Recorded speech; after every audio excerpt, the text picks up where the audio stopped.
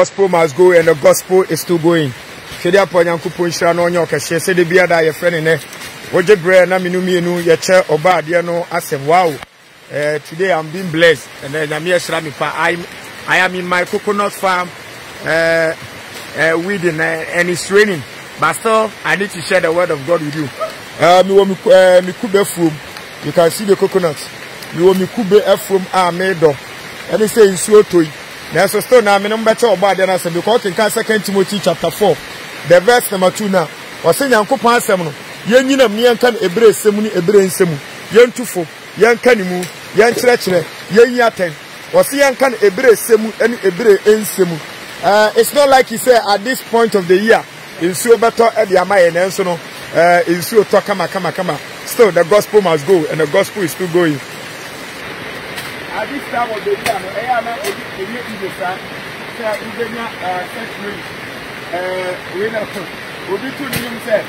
there shall be showers of blessing. This is the promise of love. There shall be season refreshing. This is the showers of blessing because Anna and Nancy. And then what do you call 19 January 2021. Today is 19 January 2021. I just told the gospel must go. Rain or no rain, the gospel must go. Rain or no rain. The same look I say. What do you call you call it? Kokumase Central Market, for Katia, for Cantamanto. The big ransom turn in Roman. What I say? No food for the lazy man. The gospel must go, and the gospel is still going. The patrol, none of pay, no pay, and you make a year. I will have a message and answer every day. The patrol, you and a chat about the no answer. The next year, Paul, you and many Christians are frustrated because of some doctrines to be added. Apostle, they are frustrated. Sometimes, no brother, in TV, let me have I'm not for brother, in TV, if you let me have who will come, but I am a suffer sick. The suffer I can say. I say, so no, I know Yayadin. It may cover the papa Jana, your deep and come up. Tell you how. Million Jimmy. And then you break, and then I play, and then every year we tell me. The person make sure I did edition this one. We are living the last days, and there be a ceremony any one. Okay, kind of book of 1 Timothy. Tell you how. 1 Timothy chapter 4, the verse number 1 to 5. For Bible, 1 Timothy chapter 4, the verse number 1 to 5. Bible, Emiatia says, and near dear children, say we are seeing a corner here, and near dear children, a bimba in our down home, and our home, but in children, ever chili probably at African home. Now, some call for no years, I don't know.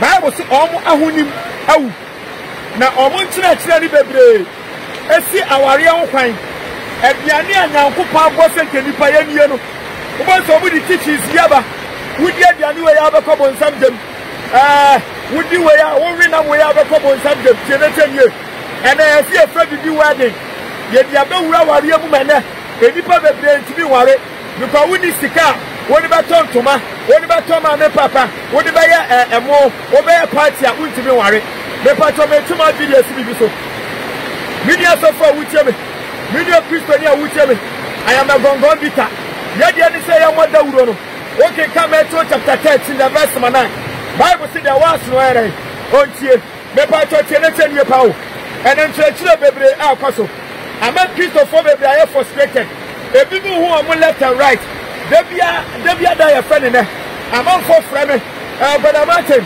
me so fusi say Minia this say, Brother Martin, Mentiasia, the person of Tramasia, the Patrominias of Utiemi.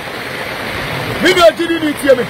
What can kind of book of what called Isaiah chapter 5, the verse number 20. Isaiah chapter 5, the verse number 20. What's the Munie, Mamma Fre Papa Sabone, Namo Fre Bonessa Papa, Mamu Fre a Sum Sahain, Namo Fre a Heinz of Sum.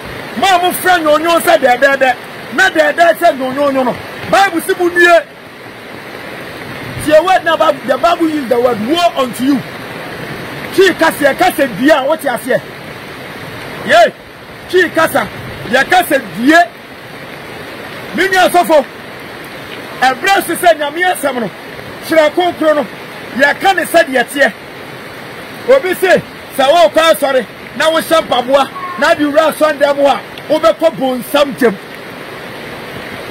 quotation baya ayi fa na Bible kire no ye mini agiri ni the Bible kan man kan okay kan the book of Isaiah na was it Isaiah chapter 8 no the verse 20 was it nyame asem no emfa bi nka ho na enyi bi mfrim senete ne pa ho asem okay kan revelation was it any edi bi beka ho aye be yi afrim ye be yi bi afrim no onu su be yi bi afi dan kwonwoma no ene de na ekoso Kristo sumi ye fra bone se papa ene ye fra papa se bone etene a Christopher kwa sori a ubo wo Kristo ni last time tema ma munim textbook tema committee 18 na papa bi preachie sada no sile nsu ato na e market day Saturday na o preachie na ne na sisi atekeni ade a onyankopon ni bibia ade mu refi asema Yesu Kristo kan na John chapter 4 the verse 23 wasi ebrani nie e don na di ese no kwa sorry for no ya sorry eja no e wo honhom ani ni kurem. We are in an era in which we need to worship God in truth and in spirit. In truth and in spirit. Sinitini etena obi nama na ne nurses form because ya church and say eneminia sabe so wo shampaboa na samoto wa emompaye because asamto na abompaye nyame ntio wasi ene edi eche no ebi befa inada honhom ene ahonhom bone nkyerɛkyerɛ ebetwi dipa bebre afi no kura ne gidie no kenete bie pawo ene mi de gidini mo sole ama mo nshatare because Ecclesiastes chapter 5:15 down was no wasi said adejama ne ba ye adejama ne sabeko said ye fie ma me yamba ne nhyewe ene don't wear any atta nshatare bia ene edipa da sedi nim se yes wo be kata wadeja Bible si yen kata ya deja so yen kata ya deja so etena ebi ma church say people walk naked because naked we came naked we go etena san church we ntino ebi mu kura nya adwuma ebi mu nya adwuma because so keka so me self say ya amfa hwe me wiase amfa hwe nko etino me brekra na meja ni nyina ho because of that onya adwuma awie brem ye wono we are living the last days. Bible me say Isaiah chapter 5 the verse 20 millions of it wasi munue ma mo fra bone sa papa sa bone last time minya akrantie bi me de yan kwan me nua bi bai because I na do Saturday me no mo ko chanya me ase okay chen say na obi a wo som memenda anasa wo observe Sabbath e na wo wi aboa we na me say himfa ne atwa say me wi akrantie abekọ bonsa do won kyerɛkyerɛ dia se obi kiri. And then it says, you preach the message of Christ, the message of the cross. Jesus Christ, ni wo, ne soria, ne sloko, ne samba, na temwo. We dia dia ni ya be kabo nsam dem. Wa anya wa dia be kabo nsam dem. Wo shampa bo ado ko bompa ya be kabo nsam dem. That is nonsense. Mini asofo, mini evangelist, mini apostle, mini me gongon bitawo. Asoma nya me ne betu makoma so. Whatever shama no, whatever shama adwimu, eno na meka. Minyi bi mfim, ena mi mfa bi nka ho. Ade a Bible akasa ye papa no, minyi asofo enkasa ye bone. Ana ade a Bible se eye bone no, enkasa ye papa. Ena hwe, emrantie se pa na etimi ware. Empra dosu because of entretre ekoso. Ena obi apese ye bibi afa no wedding. Yakasa ware a mame papa, enye wo to party. After man for mubedi de eno nya wari o kenka the book of Malachi chapter 2 the verse 14 to 15 no eno ne afra na wari abira mako hu meyire ne papa no waka chem se bia memfa koku baako e bia bese baako na memfa mra no Say a Johnny Daddy Coke no, what Jefferson no Ostraso, no Mutia for that is the marriage. That time now God is the witness. I don't know me where Christopher my papa. A man here no which me one and practice. Sometimes you people think from my brother. And there is all the software say answer the idea betting our this me that is nonsense. Bible here for your clear. Christosum oh me mawario Chavensa mawari Kawadia and Shaminso Teneted you Ya Casa warrior on Yanya Christopher see a warrior on Ya Kawa yes a Christ.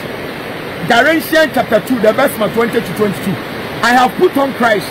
It is some kwabo chire some you was here some me took kwa baby some yiri ni wa me to me for more jama because me shebi my spiritual rank is on Christ Jesus. Me na didi the gospel must go and the gospel is still going. The patron for deep teachings for open church who bet me busa questions the patron download the Telegram app for Play Store. Who we are sending me hi our number we show 0547 400 679 0547 400 679. The gospel must go and the gospel is still going. I joined the gospel preaching chariot. I avail myself to teach and to be taught. Salvation of souls is my focus. So help me God. If you are blessed with this video, you can share with your friends. Shalom. Peace. Bye bye.